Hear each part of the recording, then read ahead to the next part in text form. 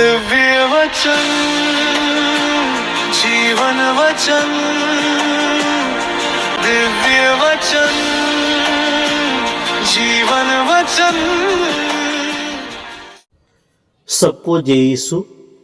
ख्रिस्त में प्यारे भाइयों और बहनों, मानव इतिहास में कई बड़े रहस्य और अनसुलझी पहेलियां रही है, लेकिन आज मैं आपको ब्रह्मांड के सबसे गहरे और सबसे अद्भुत रहस्य के बारे में बताने जा रहा हूं।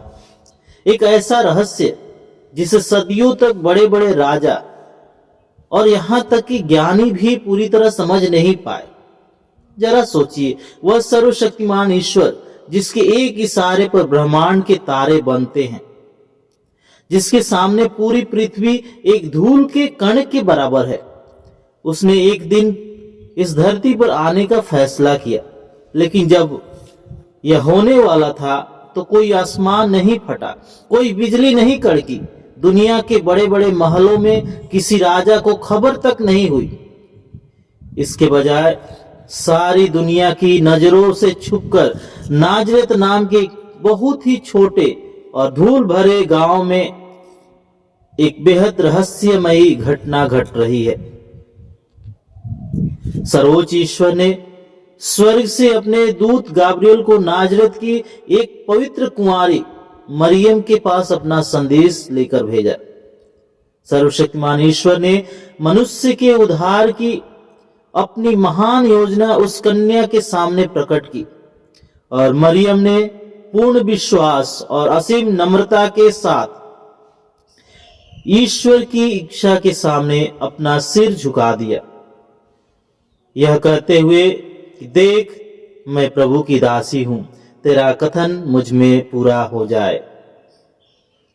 मानव जाति के इतिहास में यह वह महान पल था जब ईश्वरीय कृपा और एक पवित्र हृदय के पूर्ण समर्पण का मिलन हुआ। लेकिन आखिर ऐसा क्यों? इतने महान और अनंत ईश्वर को हम इंसानों जैसा कमजोर, मिट्टी का और दर्द सहने वाला शरीर क्यों चाहिए था? उसे एक इंसान बनने की क्या जरूरत आ पड़ी थी?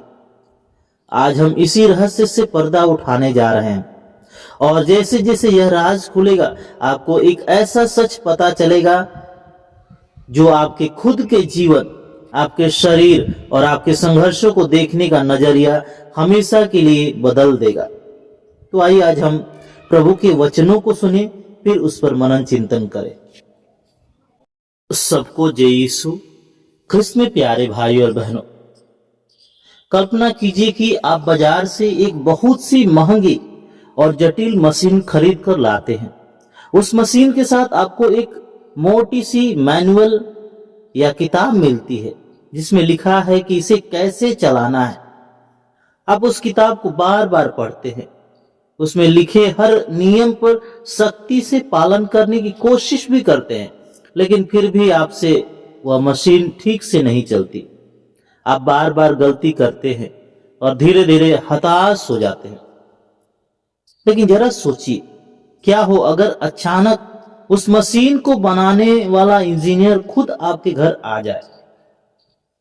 वह कोई किताब नहीं पढ़ता, आपको कोई नया नियम नहीं सिखाता, बल्कि आपके सामने खड़ा होकर उस मशीन को अपने हाथों से चलाकर दिखाता है। तब अचानक जो बात किताब पढ़कर समझ नहीं आ रही थी, वह उसे काम करते देखकर एकदम साफ हो जाती है। प्यारे भाई और बहनों, हमारे आध्यात्मिक जीवन की कहानी भी बिल्कुल ऐसे ही है। सदियों तक ईश्वर ने इंसानों को नबियों के द्वारा नियमों की किताबें दी। ईश्वर ने शब्दों के जरिए कहा, प्रेम करो, क्षमा करो, पवित्र बनो।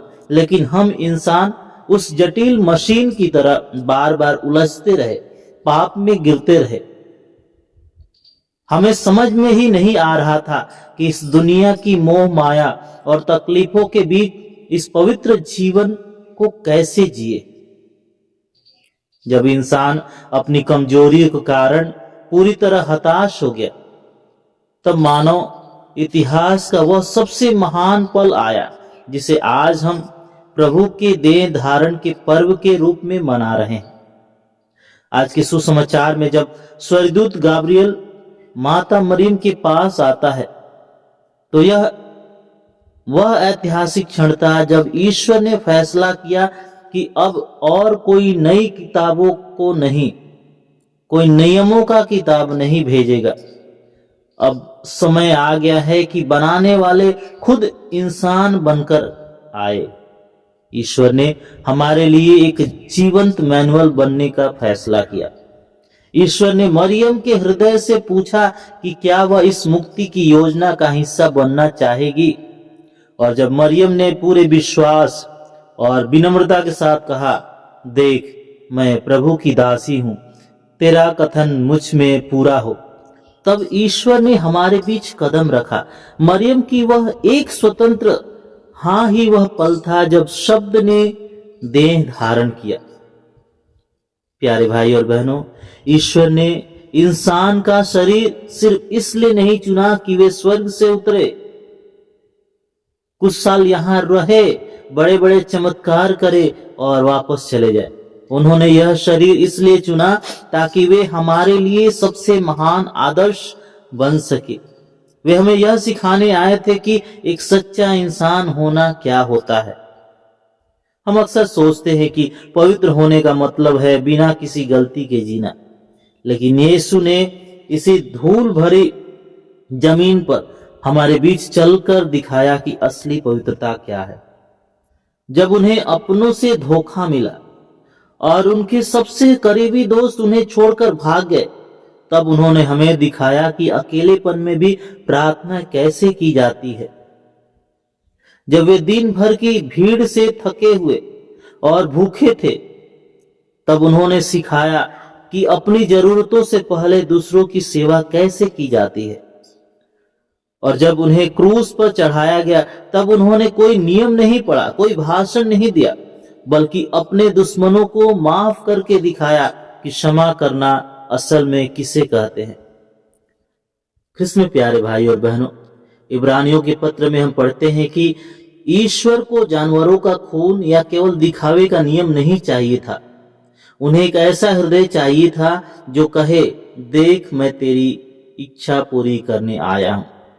यीशु ने एक आदर्श इंसान बनकर ठीक यही किया।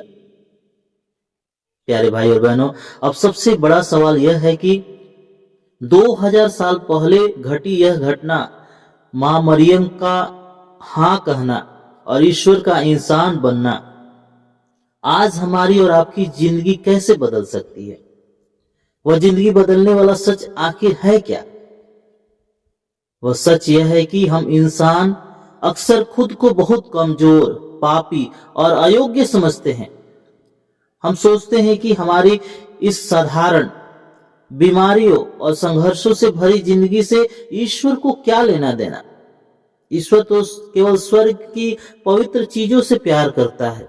लेकिन नहीं, जब सर्वोच्च ईश्वर ने स्वयं एक इंसान का रूप लिया, जब वह एक मां के गर्भ में 9 महीने रहा, जब उसने हमारी तरह भूख प्यास दर्द सहा, तो उसने दुनिया को यह बता दिया कि इंसान का जीवन कोई बेकार या तुच्छ चीज नहीं है। ईश्वर ने आपके और मेरे इस साधारण शरीर को, हमारे दिन रात की मेहनत को, हमारे आंसुओं को और हमारे परिवार को पवित्र कर दिया। यही वह सच है जो हमारी जिंदगी बदलता है।